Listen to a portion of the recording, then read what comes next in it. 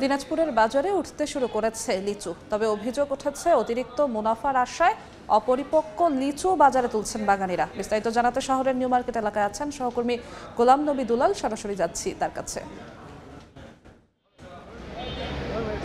বাজারে আপনার লিচু উঠতে শুরু করেছে, যদিও 25শে মের পরে লিচু ওঠার কথা ছিল, কিন্তু অনেক বাগানি এবং আপনারা যারা চাষি তারা কিন্তু লিচু পেরে আমরা বাজারে নিয়ে আসছেন। আমরা দেখছি যে এই মুহূর্তে দিনাজপুরের মাদ্রাজি এবং বেদানা লিচু এখানে উঠেছে, তবে লিচুগুলো এখনও সেভাবে পরিপক্ক হয়নি বা পরিপুষ্টতা লাভ করেনি। যদিও যারা ক্রেতা যারা এখান থেকে লিচু নিচ্ছেন তারা যেটা বলছেন যে আরও 7 দিন বা 10 দিন পরে এই লিচুগুলো আসলে রং হইতো এবং পরিপুষ্টতা লাভ করতো।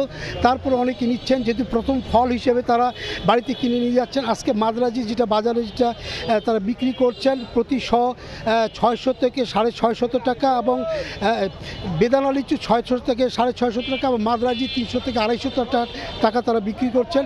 এবং আরেকটি বিষয় হচ্ছে, আপনি জানেন যে বেদানা লিচু ইতিমধ্যে আপনার ভৌগোলিক নির্দেশক জিআই হিসাবে স্বীকৃতি পেয়েছে।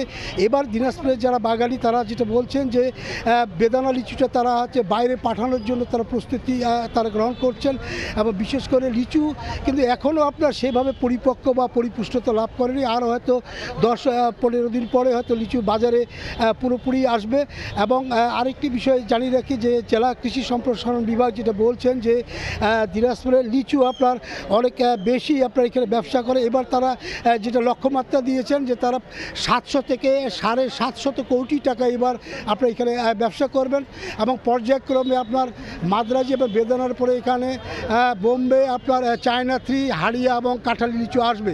তো আমার কাছ থেকে লিচুর মার্কেটের এই পৌর মার্কেটে সর্বশেষ এই ছিল। সরাসরি ছিলাম দিনাজপুরে।